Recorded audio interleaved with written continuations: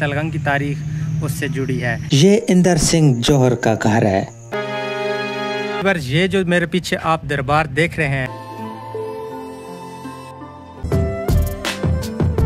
कि वो वक्त दूर नहीं जब इस बंदे नाचीज की नमाज जनाजा अदा होगी। जगह पे खड़ा हूँ, ये बाबा सखी का मज़ार है कि एक हिंदू ने इनको एक जगह की पेशकश की, एक मंदिर बनाना है। इकबाल ने कहा था जहाँ दिल किसी और को चाहे तो गुनाह होता है। तभी पर जभी मैं जिस जगह पे हूँ ये जनाब पार्क है तलगंग का। उसी तरह ये शहर भी खूबसूरत है जो इसके हुस्न को दुबाला करते हैं। ये आरज़ू थी तुझे गुल के रूबरू करते। तो बहुत सख्त गर्मी है लेकिन मैं आपके लिए ये इतनी मेहनत से वीडियो बना रहा हूँ। हम ही सो गए दास्तां कहते कहते। अस्सलाम वालेकुम वीवर्स, उम्मीद है कि आप सब खैर वाफियत से होंगे। मैं हूं मोहम्मद अरसलान और आप देख रहे हैं हमारा यूट्यूब चैनल व्लॉग पे।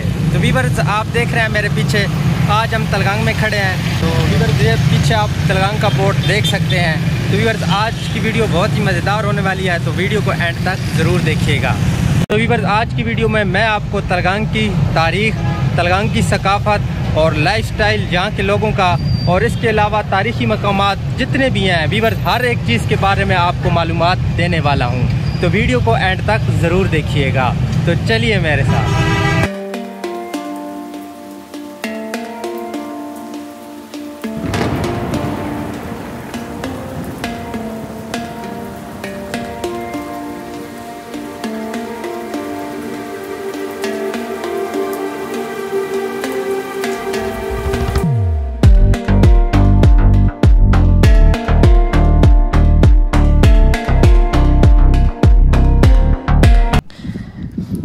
किसी भी शहर के नाम के अंदर बहुत गहरी कहानी छुपी होती है। इसी तरह तलगंग के नाम को दो हिस्सों में तकसीम किया जाता है, यानी तला और गंग। क्या आप जानते हैं कि तलगंग का पुराना नाम क्या था? नहीं जानते? चलिए आपको बताते हैं। तलगंग का पुराना नाम अवान महल था और कितना खूबसूरत नाम था। पता नहीं हम लोग अपनी तारीख से मोहब्बत क्यों नहीं करते। ये पुराने नाम, पुरानी इमारतें, तारीख़ी दास्तानें हमारा असासा हैं। हमें इनको संभालना चाहिए।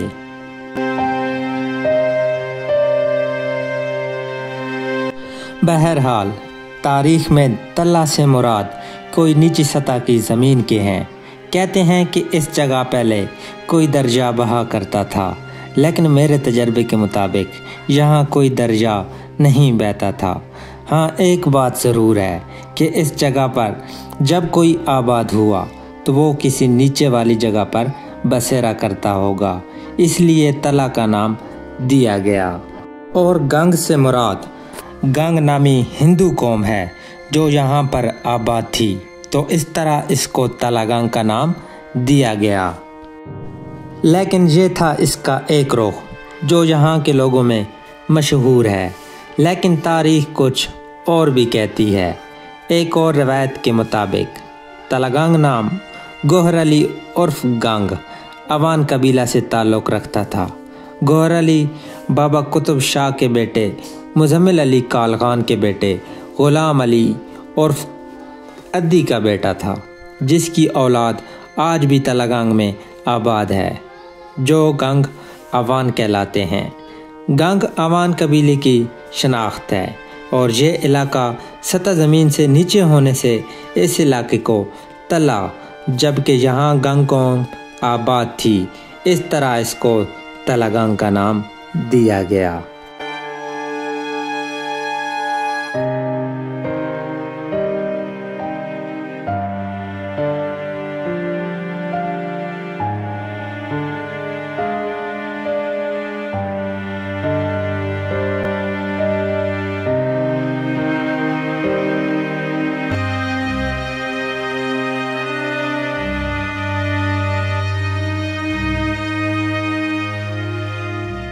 तो वीवर्स अभी मैं जिस जगह पे खड़ा हूँ इस जगह को सदीकाबाद चौक कहते हैं, लेकिन वीवर्स आज के दौर में लोग इसका नाम भूल चुके हैं। तो वीवर्स अब ये लोग इस चौक को जहाज़ चौक के नाम से जानते हैं। जैसा कि आप मेरे पीछे देख रहे हैं, यहाँ पर इस चौक पे एक जहाज़ लगाया गया है, ये आप चेक कर सकते हैं। तो वीवर्स इसके पीछे भी एक बहुत बड़ी कहानी है।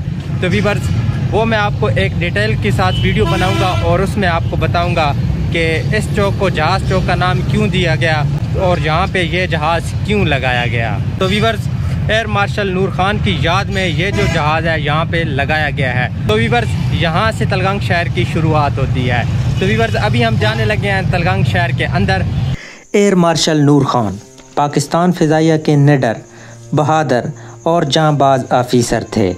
1965 की जंग में जब पाकिस्तानी फ़ौज के कुछ जवान सरहद पर खुराक न होने की वजह से मायूसी के आलम में थे, एयर मार्शल नूर खान ने 3 बड़ी मुसीबतों, बादलों का ज़मीन से करीब होना, 2 पहाड़ों के दरमियान छोटी वादी में C-131 इतने बड़े तैयारे को ले जाना और दुश्मन का तैयारे को किसी भी वक्त नुकसान पहुंचाने के डर से बेखौफ पाकिस्तानी फ़ौजियों को खुराक पहुंचाना जुर्रत की एक अजीम दास्तां है। इनकी इस बहादुरी की वजह से जिस बेस से इन्होंने तैयारे की उड़ान ली थी, उसके नाम को नूर खान एयरबेस का नाम दिया गया। तो वीवर्स अभी जो मेरा टास्क है वो मैं उसके लिए निकला हुआ हूँ। मैं एक बहुत ही तारीख़ी मकाम की तलाश में हूँ। जैसे ही वो मुझे नज़र आता है तो मैं आपको वो ज़रूर दिखाऊंगा, क्योंकि तलगंग की तारीख़ उससे जुड़ी है और बहुत ही दिलचस्प और दिल को सुकून देने वाली कहानी है। तो वीवर्स अभी मैं उस जगह की तलाश में हूँ। तो वीवर्स जैसी वो जगह मुझे मिलेगी तो मैं आपको ज़रूर दिखाऊंगा। तो वीवर्स वो जगह कौन सी है उसकी थोड़ी सी एक झलक मैं आपको बता देता हूँ। वीवर्स वो जगह है इंदर सिंह जौहर, जो आपने गालबन इससे पहले नहीं सुना होगा। इंदर सिंह जौहर कौन था, कहाँ पर पैदा हुआ और अब वो कहाँ चला गया है, या इसके बारे में जो भी मालूमात होंगी वो मैं आपको इस वीडियो में बताने वाला हूँ। ये इंदर सिंह जौहर का घर है जो तलगंग में वाक़या है। गेट पर ताला लगा होने की वजह से हम अंदर नहीं जा सकते। इंदर सिंह जौहर 16 फरवरी 1920 को तलगंग में पैदा हुए। इंदर सिंह जौहर, जिसको इंडिया का चार्ली चैपलिन भी कहा जाता है, इंदर सिंह जौहर ने एक नामी गिरामी हिंदू ख़ानदान में आँख खोली। प्राइमरी की तालीम तलगंग से हासिल करने के बाद मैट्रिक की तालीम सरगोदा, जिसका पुराना नाम शाहपुर है, वहाँ के एक स्कूल सनातन धर्म से हासिल की। बाद में FC कॉलेज लाहौर से सियासियात और माशियात मास्टर्स किया और फिर LLB की डिग्री हासिल की।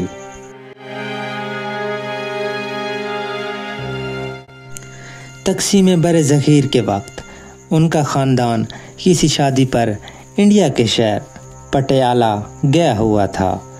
फिर वो इस नगर ना लौट सके। इंसान क्या सोचता है, लेकिन वो नहीं जानता कि ऊपर वाले ने उसके हिस्से में क्या रखा है। इंसान समझता है कि जहाँ वो पैदा हुआ वो उसकी मिट्टी है, उसी की ज़मीन है, लेकिन वो बिल्कुल गलत होता है। उसकी ज़मीन तो वो होती है जो इसको जगह देती है, जहाँ इंसान हमेशा के लिए क़यामत तक अब्दी नींद सोता है। इंदर सिंह जौहर ने अपनी पहली फिल्म एक थी लड़की 1949 में रिलीज़ करवाई और इसके बाद दुनियावी कामयाबी इसका मुकद्दर बनी और इस इंसान ने पीछे मुड़कर नहीं देखा। इसके बाद उन्होंने शागिर्द, जॉनी मेरा नाम, लॉरेंस ऑफ अरेबिया फिल्मों में धूम मचाई और अपनी कामयाबी का लोहा मनवाया। और वो वक्त भी था कि इंडस्ट्री इसके नाम पर फिल्में बनाती थी, जिसमें मेरा नाम जौहर, जौहर इन कश्मीर और जौहर इन मुंबई फिल्में शामिल थीं। उनकी एक फिल्म नस्बंदी इंदिरा गांधी के दौर में बैन हो गई। इंदर सिंह जौहर ने भुट्टो की ज़िंदगी पर एक ड्रामा भी रिलीज़ किया। 1957 में इंडियन फिल्म फेस्टिवल लंदन में इनको इंडियन चार्ली चैपलिन कहा गया, जहां पर उन्होंने कुछ अनोखे अल्फाज कहे। उन्होंने कहा, मेरी ज़िंदगी बदकिस्मती से इबारत है और ये जिम्मेदारी भी मुझसे जुड़े लोगों पर आयद है कि कभी वो मेरे लिए बदकिस्मत साबित हुए और कभी खुशकिस्मत। और इसका आगाज़ मेरी पैदाइश से ही शुरू हो गया था। पता नहीं उसने ये अल्फाज क्यों कहे, पता नहीं उसके दिल में क्या हसरतें थी, मैं ये तो नहीं जानता।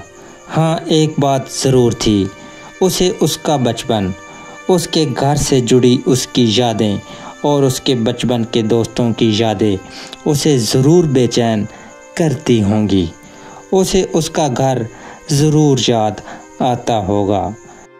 शायद तन्हाई में उसकी यादों के साथ ही उसके आंसू होते होंगे। कुछ लोगों का कहना है कि मौजूदा इंडियन हिदायतकार करण जौहर इंदर सिंह जौहर के भतीजे हैं। इस बात में कितनी सदाकत है खुदा जानता है। तो व्यूअर्स, काफ़ी देर तलाश करने के बाद आखिरकार मुझे ये जो दरबार है वो मिल चुका है। तो व्यूअर्स, ये जो मेरे पीछे आप दरबार देख रहे हैं व्यूअर्स, ये जो दरबार है ये है बाबा फजल शाह का। लोग बहुत दूर दूर से सलाम के लिए आते हैं और यहाँ पर अपनी मन्नतें मांगते हैं। तो व्यूअर्स, चलिए आपको दिखाते हैं।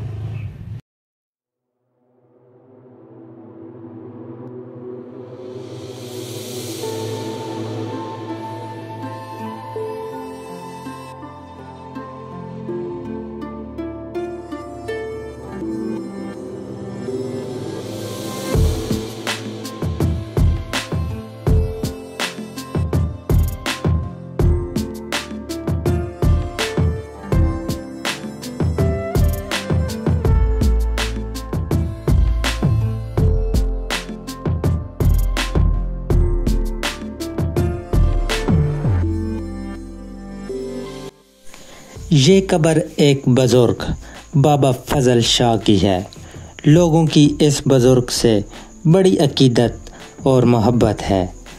लोग यहाँ पर मन्नतें मांगते हैं और अपनी दिली हाजात को पूरा करवाने आते हैं और हाजत पूरी होने पर नजराने पेश करते हैं।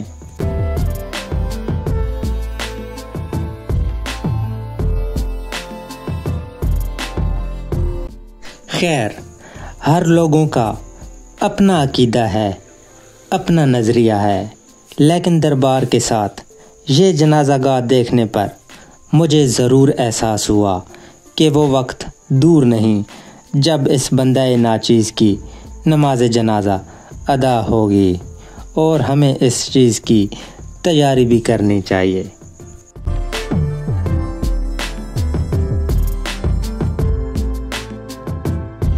तो व्यूअर्स, हमने बाबा फजल शाह का जो दरबार था वो देख लिया है। तो व्यूअर्स, यहाँ से एक थोड़े फासले पर यहाँ पर एक और दरबार है जिसका नाम है सखी सरवर। व्यूअर्स, अभी हम उस दरबार पर जाएंगे और बाकी की जो वीडियो है आपको वहीं पर दिखाते हैं। तो चलिए मेरे साथ। तो व्यूअर्स, अभी मैं जिस जगह पे खड़ा हूँ ये बाबा सखी का मज़ार है और यहाँ पर काफ़ी लोग आते हैं और अपनी मन्नतें इसी तरह से मांगते हैं तो इन लोगों की यहाँ से बड़ी अकीदत है। ये दरबार पहले दरबार की निस्बत बहुत ज़्यादा पुराना लग रहा था और यहाँ काफ़ी तादाद में कब्रें मौजूद थीं, लेकिन कुछ ख़ास कब्रों के गिर्द दीवार नस्ब की गई है। लोगों का हजूम यहाँ पर पहले दरबार की निस्बत बहुत ज़्यादा था।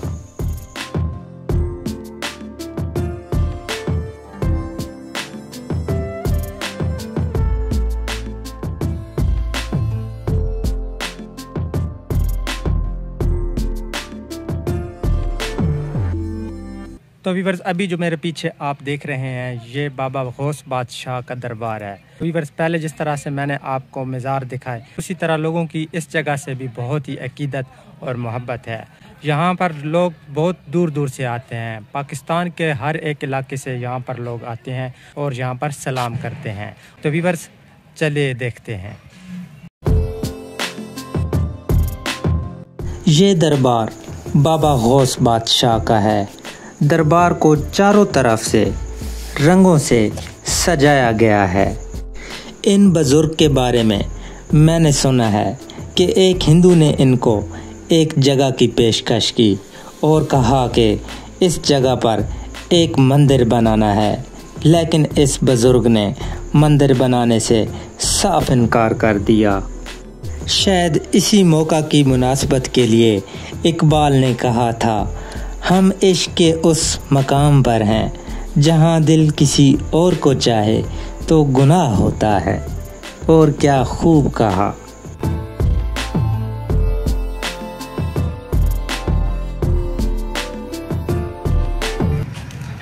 तो अभी मैं जिस जगह पे हूँ ये जनाब पार्क है तलगंग का, और ये तलगंग शहर के बिल्कुल सेंटर में वाक़ है। तो अभी आपको ये पार्क दिखाते हैं। छोटा सा पार्क है इस शहर का, और लेकिन देखने में बहुत ही खूबसूरत है। तो आइए आपको दिखाते हैं। जिस तरह इस शहर की तारीख खूबसूरत है, उसी तरह ये शहर भी खूबसूरत है। और इस शहर में मौजूद ये पार्क अपनी खूबसूरती और हुस्न में लाजवाब है। बाग में सब्ज़ा इस तरह लगता है कि ज़मीन ने सब्ज़ लिबास ओढ़ लिया हो। खूबसूरत फूल जो इसके हुस्न को दुबाला करते हैं। और क्या खूब वो मंज़र होता होगा जब बुलबुल इन फूलों पर बैठती होगी। वो कैसा दिलकश लम्हा होगा जब आशिक अपने महबूब के रूबरू होता होगा। मुझे लगता है कि हैदर अली आतिश ने इसी बाग के फूलों के लिए वो अशार कहे थे। ये आरज़ू थी तुझे गुल के रूबरू करते, हम और बुलबुल बेताब गुफ्तगू करते।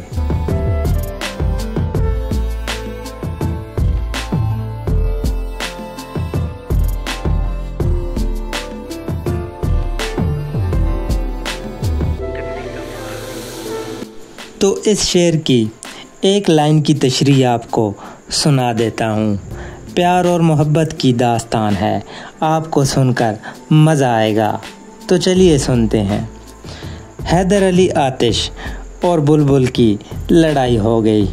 एक कहता है कि मेरा महबूब ज़्यादा हसीन है, दूसरा कहता है कि मेरा महबूब तुम्हारे महबूब से ज़्यादा हसीन है।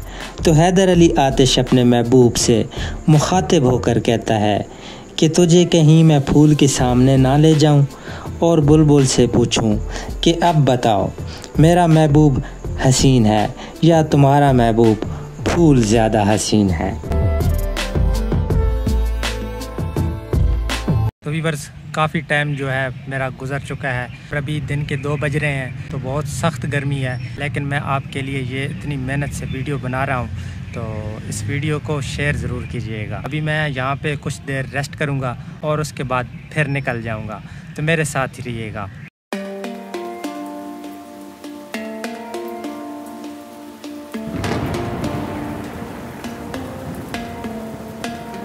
दिल नहीं कर रहा था कि इस स्टोरी को एंड किया जाए, लेकिन आप तो जानते हैं कि हर आगाज़ का अंजाम होता है, तो मुझे इसकी एंडिंग करना ही होगी। हाँ, लेकिन अगर आप चाहते हैं कि आपके भी किसी शहर की, किसी गांव की, किसी कस्बे की ऐसी वीडियो बनानी चाहिए तो कमेंट में ज़रूर बताइएगा। मैं इंशाल्लाह ज़रूर कोशिश करूँगा। व्यूअर्स दास्तान बहुत लंबी थी, लेकिन मैं अब थक चुका था, तो इसलिए मैंने अपना वापसी का सफ़र ले लिया।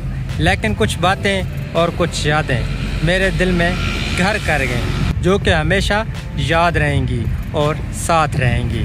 तो मिलते हैं एक नई स्टोरी के साथ। मुझे दीजिए इजाज़त, तब तक के लिए अल्लाह ने की बात। और हाँ, अगर वीडियो अच्छी लगे तो वीडियो को लाइक और चैनल को सब्सक्राइब ज़रूर कीजिएगा। ज़माना बड़े शौक़ से सुन रहा था, हम ही सो गए दास्तां कहते कहते।